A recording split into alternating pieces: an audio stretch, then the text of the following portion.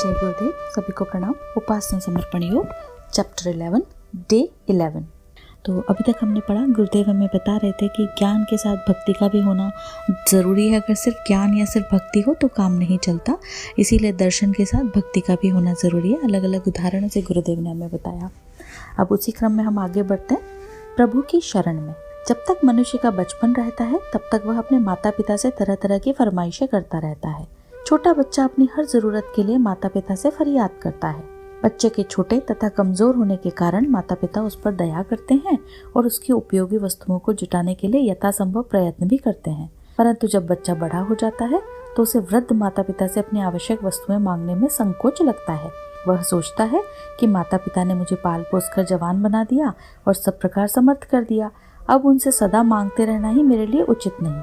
अब तो मुझे उनकी सेवा करनी चाहिए, उनकी इच्छाओं और आवश्यकताओं को समझना तथा पूर्ण करना चाहिए। उनकी इच्छाओं और आवश्यकताओं का ध्यान न रखकर युवावस्था में भी उनसे अपनी ज़रूरत की चीज़ें मांगते रहना उचित नहीं। तो हम यहाँ बता रहे हैं कि कैसे होता है हमारा बचपन। जब एक बच्चा, एक संतान घर में आती है तो माता पिता उसके लिए हर कष्ट सहन करते हैं, उसके लिए रात दिन जागते हैं, उसको बड़ा करते हैं कि वो इस समाज के लिए उपयोगी बने, उसका जीवन सार्थक बने, हर उसकी ख्वाहिश, हर उसकी इच्छा को पूरा करते हैं। अब वो बच्चा बड़ा होकर उसको लायक बनाते हैं, पर अगर बच्चा बड़ा होकर के भी वृद्ध हो गए, माता पिता उनसे मांगे तो वो तो ठीक नहीं है। तो तब उसका फर्ज बनता है कि अपने वृद्ध माता पिता की देखभाल करे, ख्याल रखे।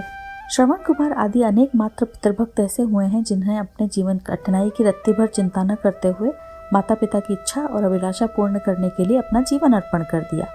यही एक सच्ची संतान का आदर्श हो सकता है। निकम्मे लड़के तो बूढ़े माँ बाप को अंत समय तक त्रास देते रहते हैं और अपने लाभ के लिए उन्हें परेशान करते रहते हैं। तो हम आज भी देखें कि अच्छे बेटे के रूप में राम और श्रवण कुमार का उदाहरण आता है कि जिन्होंने माता पिता की इच्छा को सर्वोपरि रखा। श्रवण कुमार कितने ऐसी आर्थिक स्थिति भी नहीं थी, पर माता पिता की बूढ़े हो गए थे, उनकी आंखें भी काम नहीं कर रही थी, आंखें उनकी चली गई थी, फिर भी उनको था कि हमें तीर्थ यात्रा करनी है। तो बूढ़े माता पिता को कावड़ बना करके कावड़ से उन्होंने अपने माता पिता को यात्रा कराई। तो ऐसे कहाँ आजकल मिलेंगे। आजकल भी अभी भी हम देखते हैं कई जगह बच्चों को उपाधि दी जाती है कि तो श्रवण कुमार है कहा जाता है ना। तो क्या है वो? श्रवण कुमार एक अच्छे बच्चे के गुण है, आदर्श बच्चे के गुण है। जो इस तरह की संतान जो है वो माता पिता के लिए आदर्श संतान होती है, समाज के लिए आदर्श होते हैं वो। पर अगर कई होते हैं जो बूढ़े निकम्मे बच्चे होते हैं, जो बूढ़े माँ बाप को परेशानी करते रहते हैं, हमेशा बस अपना ही मतलब साधते रहते हैं, तो वो क्या है वो? मतलब उस तरह के जो बच्चे हैं वो माता पिता के लिए भी बाहर स्वरूप होते हैं और समाज के लिए तो होते ही हैं। हम सब ईश्वर की संतान हैं। परमात्मा ने अनेक प्रकार की सुविधाएं देकर हमें बड़ा कर दिया। मानव शरीर जैसा बहुमूल्य वाहन, स्वास्थ्य, बुद्धि, विद्या, परिवार, आजीविका, मित्र आदि साधन देकर इस योग्य बना दिया कि संसार में भली प्रकार जीवन निर्वाह कर सके। उसने हमारी अंतरात्मा में सद्बुद्धि की एक पुकार भी पैदा की है, जिसकी सलाह पर आचरण करने से हमें सदैव सुख सुविधाएं ही उपलब्ध होती रह सकती है। तो हमें गुरुदेव बता रहे हैं, अभी तक हमें सांसारिक जीवन में माता पिता का बताया, पर अब हमें बता रहे हैं कि हम सब ईश्वर की संतान है। परमात्मा में हमको ऐसी ही सारी सुख सुविधाएं देके बड़ा किया है। ये मानव शरीर हमको ऐसे ही नहीं मिला। 84 लाख योनियों में हम तब यहाँ तक जो आए हैं, तो मानव शरीर हमको दिया, इतना सब कुछ हमको जो परिवार दिया, बुद्धि दी, हमको ये दिमाग दिया, हमें परिवार दिया, आजीविका के साधन, ये सब देके संसार में भेजा है। ऐसे नहीं भेज दिया कि बिल्कुल जैसे एक मतलब जानवर होते हैं, उनको जंगल में भेज दिया, अपना भोजन की खुद व्यवस्था करो। हमें सब कुछ दिया, माता पिता, समाज, आजीविका के साधन, सुख सुविधा, सब कुछ दी। और फिर हमारी अंतरात्मा में भी ये दिए, पुकार पैदा करी, ऐसे सद्बुद्धि दी कि अगर हम अपने अंतरात्मा की आवाज़ सुने, हमें किसी की सुनने की ज़रूरत नहीं है और हमसे कभी कोई गलती हो ही नहीं सकती है। अगर हम हमेशा अपने अंतरात्मा की पुकार सुन के उसके अनुसार आचरण करेंगे तो हर सुख सुविधा हमें मिलेगी।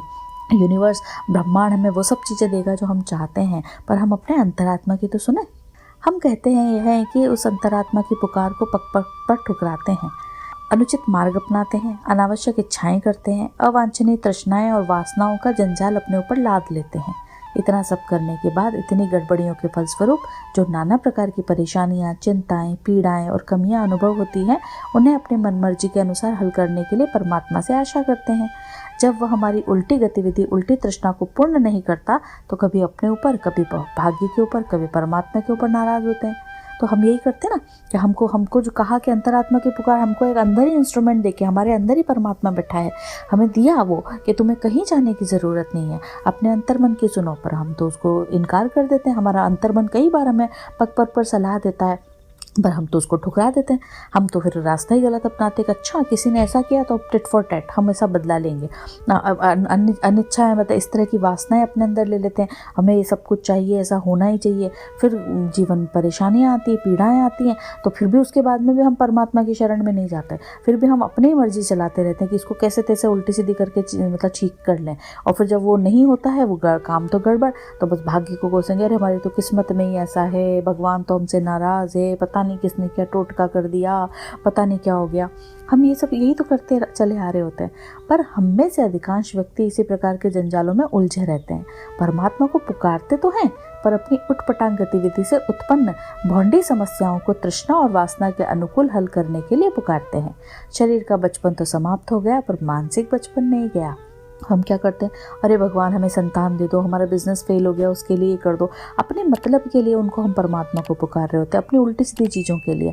यानी कि क्या है ये कि छोटी चीज़, इतना हमें इतने धन संपदा, इतने गुण, इतने सब कुछ दे करके ईश्वर ने हमें भेजा, और हमें बच्चों की तरह छोटे छोटे के बच्चे नहीं तो खेल खिलौनों के अंदर ही बस खुश होते, खेल खिलौने ही मांगते, मेरा हाथी टूट गया, मेरा घोड़ा टूट गया, तो बस उन्हीं में। तो वही है कि बचपन शरीर से तो समाप्त हो गया है, पर मानसिक बचपन नहीं गया। तो हम परमात्मा के पास जाकर के अपनी पात्रता विकसित नहीं करते। हम पात्र छोटा सा लेके जाते हैं, परमात्मा सब कुछ देने को बैठा है, और हम छोटा सा पात्र लेके जाते हैं और कहते हैं आधा लीटर के पात्र में 10 लीटर दूध दे दो, कैसे देगा कोई। तो ये वही चीज़ है कि हम परमात्मा के पास जाएं तो पात्रता तो विकसित करें, इतना अपना बर्तन तो बड़ा करें। परमात्मा सब कुछ देने को तैयार है। माता पिता छोटे बच्चों की टट्टी धोते हुए संकोच नहीं करते, पर यदि जवान बेटा पाखाने में टट्टी न जाकर माता से बचपन की भांति टट्टी समटवाने की क्रिया कराए, तो माता उसके कार्य को अनुचित ही समझेगी।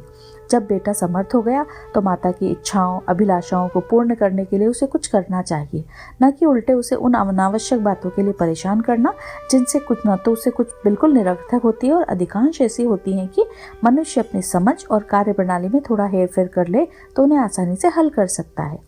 पर इतना कष्ट कौन करे। तो हम यही करते हैं कि छोटे से बच्चे होते हैं, वही होता है ना, वो वॉमिट कर दी, सुसु पॉटी कर दिया, तो माता पिता थोड़ी ना उनको कभी उनके लिए परेशान होते, करते हैं साफ। और वो कोई और भी होता था, अरे ये तो बच्चा है। पर अगर कोई जवान व्यक्ति ऐसा करे, अगर कोई बीमार है तो समझ आता है कि भाई अभी सामर्थ्य नहीं है, शारीरिक सामर्थ्य नहीं, पर अदरवाइज कोई इस तरह की बात करे तो गलती है ना वो तो इसी तरह से यहाँ पर हमें बता रहे हैं कि इस तरह से अनावश्यक बातें जो हैं ये तो बिल्कुल निरर्थक हैं। ऐसे ही हम अपने जीवन में करते रहते हैं छोटी छोटी चीज़ों के लिए, कि अपनी समझ और अपनी कार्यप्रणाली में थोड़ा फोर हेर फेर करके उनको आसानी से करते हैं। पर इतना कष्ट करे कौन। अगर हम अपनी बुद्धि लगा के चीज़ों को हल करने का प्रयास करने की कोशिश तो करें तो सब संभव है, पर हम वो नहीं करते। आत्मनिरीक्षण, अपनी त्रुटियों को ढूंढना, अपने विचारों, आदतों और कार्यों में सुधार करना, उस झमेले में पड़ने के बजाय लोग अपनी ऊंची इच्छाओं को परमात्मा से पूर्ण करने की मनौती मानते रहते हैं। ऐसे लोगों के प्रति परमात्मा की मान्यता वैसी ही रहती है जैसे पिता से टट्टी से मटवाने में वाले जवान बेटे के प्रति पिता की रह सकती है। हम भक्ति करते हैं, प्रार्थना करते हैं, पूजा करते हैं, पर उसके भीतर जो कुछ छिपा रहता है वह लगभग इसी श्रेणी का होता है। तो हम क्या करते हैं, अब कभी हमने अपना आत्मनिरीक्षण नहीं किया कि जीवन में जो कोई परेशानी आ रही है उसमें हमारी क्या गलती है, हम उसको कैसे ठीक कर सकते हैं, हमारे कौन से ऐसे विचार आ देते हैं जिनको हमें सुधारना है।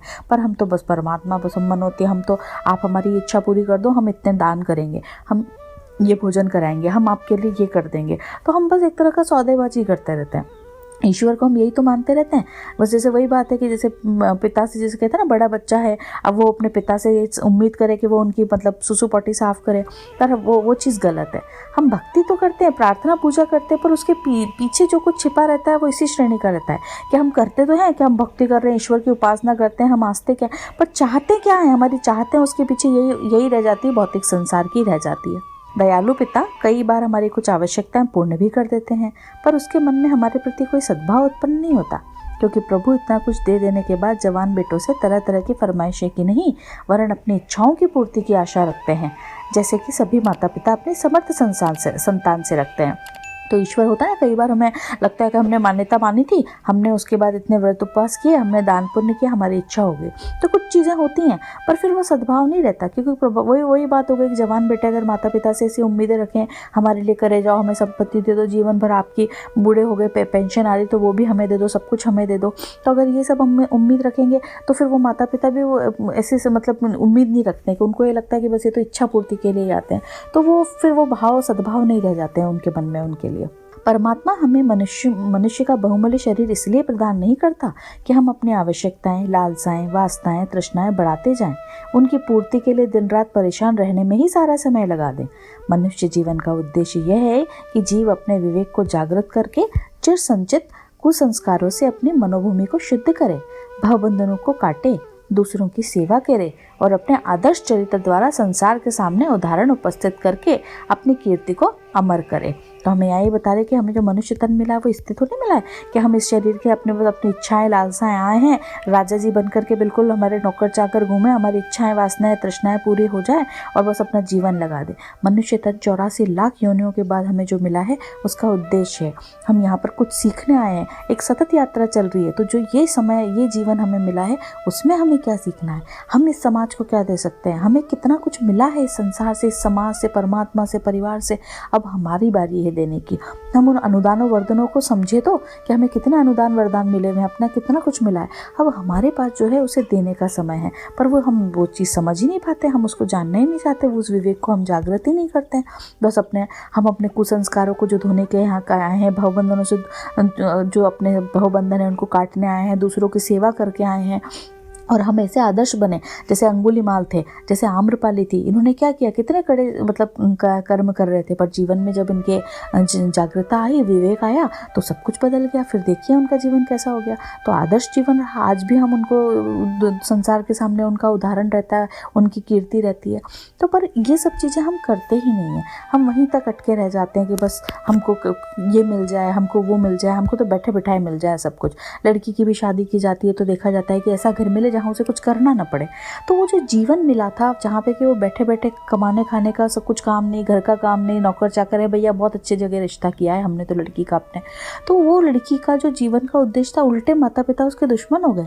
जहाँ पे कि वो कुछ कर्म नहीं कर रही, कुछ ऐसा कर नहीं रही, नहीं अपने उन्नति भी रोक ली और समाज के लिए भी कोई योगदान नहीं दे, तो उस आत्मा की तो उन्नति रुक गई है। तो ऐसा ना करें। हर व्यक्ति यहाँ पे कर्म प्रधान हम आए हैं यहाँ पे जीवन में, सबको कर्म तो करना है, कर्म तो हर क्षण हो रहा है, पर उस कर्म को अगर हम अवेयरनेस से करें, अपना योगदान संसार में क्या दे सकते हैं सब कुछ मिले में, वो जब हम जानने लगें कि हमको तो बहुत मिला ही है, जैसे माता पिता से जन्म मिला तो अब हम हमारा जन्म है, जब उन्होंने हमें लायक बनाया उनके लिए कुछ करें। इस समाज, इस संसार ने हमें बहुत कुछ दिया, तो हम इसके लिए क्या कर सकते हैं। उस परमात्मा ने जो हमें मनुष्य तन दिया इतनी योनियों के बाद में, उसके लिए हम क्या कर सकते हैं। तो हम यही अगर चीज़ों को समझने का प्रयास करें तो हमें किसी चीज़ की अपने जीवन में कमी नहीं लगेगी, हमें सब कुछ संपन्नता, संपूर्णता, भरपूरता नज़र आने लगेगी और फिर बस देने का, सेवा का भाव हमारे अंदर होगा और ये जीवन सार्थक बनेगा। तो आज हम यहीं तक लेते हैं, इसी क्रम में कल पुनः मिलेंगे। सभी को प्रणाम। हमारे YouTube चैनल को सब्सक्राइब करें और बेल आइकन को दबाकर ऑल पर क्लिक करें ताकि नोटिफिकेशंस आपको मिलती रहें।